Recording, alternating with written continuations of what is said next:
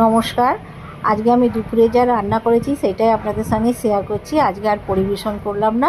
এখানে লেবু আর ঘি আর আজকে বড় হাঁড়িতে করে ভাত করেছি। আমার ছেলে সন্ন্যাস করেছিল, আজকে নিয়ম ভঙ্গ।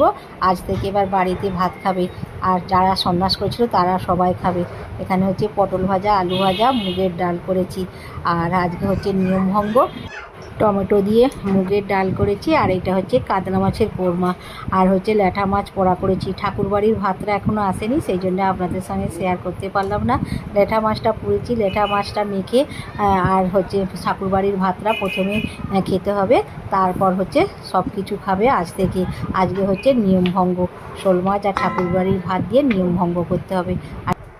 আর লাউ শাক দিয়ে মাছের মাথা দিয়ে ঘন্ট করেছি। এখানে আমশোল। আর ভালো লাগলে চ্যানেলটিকে সাবস্ক্রাইব করবেন, লাইক করবেন, শেয়ার করবেন, কমেন্ট করে জানাবেন কেমন হয়েছে। প্রতিদিনের মতন আজকেও টমেটো চাটনি করেছি। নমস্কার।